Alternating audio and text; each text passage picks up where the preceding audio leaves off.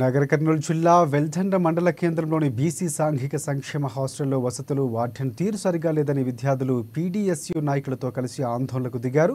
శ్రీశైలం హైదరాబాద్ జాతీయ రహదారిపై బైఠాయించి వార్డెన్ను సస్పెండ్ చేయాలని డిమాండ్ చేశారు.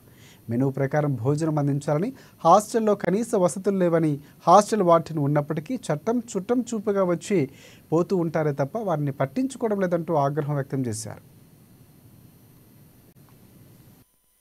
ప్రధానంగా ఈ హాస్టల్లో అనేక సమస్యలు ఉన్నాయి. ఫుడ్ క్వాలిటీగా పెట్టడం లేదు, మినరల్ వాటర్ లేదు, మోరి కూడా క్లీన్ చేపియడం లేదు. వాసన వచ్చి విద్యార్థులు అనారోగ్యాల పాలవుతున్నారు. ఇంకా రూమ్లలో కిటికీలు, తలుపులు, ఫ్యాన్లు, లైట్లు కూడా వసతులు కూడా సరిగా లేని పరిస్థితి ఈ హాస్టల్లో ఉన్నది.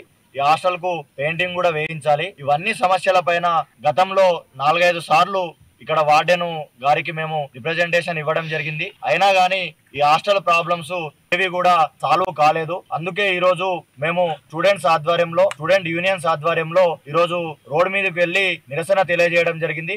అదే విధంగా హాస్టల్లో కూడా నిరసన తెలియజేస్తా ఉన్నాం. మేము ఒకటే డిమాండ్ చేస్తా ఉన్నాం, కలెక్టర్ గారికి, బీసీ వెల్ఫేర్ ఆఫీసర్ గారికి వెంటనే స్పందించి ఈ వెల్లండ బీసీ హాస్టల్ సమస్యలు పరిష్కరించాలి. అదే విధంగా ఈ హాస్టల్ వార్డెన్ ను సస్పెండ్ చేయాలి. ఫుడ్ మంచిగా వండడం లేదు. వర్కర్స్ పైన కూడా చర్యలు తీసుకోవాలని మేము పీడీఎస్ విద్యార్థంగా డిమాండ్ చేస్తా ఉన్నాం. లేకపోతే పెద్ద ఎత్తున ఉద్యమాలు చేస్తాం. బీసీ వెల్ఫేర్ ఆఫీస్ ను, ఎమ్మెల్యే క్యాంప్ ఆఫీస్ ను, కలెక్టర్ ఆఫీస్ ను కూడా ముట్టడి చేస్తామని చెప్పి ఈ సందర్భంగా హెచ్చరిస్తా ఉన్నాం. ప్రధానంగా ఈ హాస్టల్లో అనేక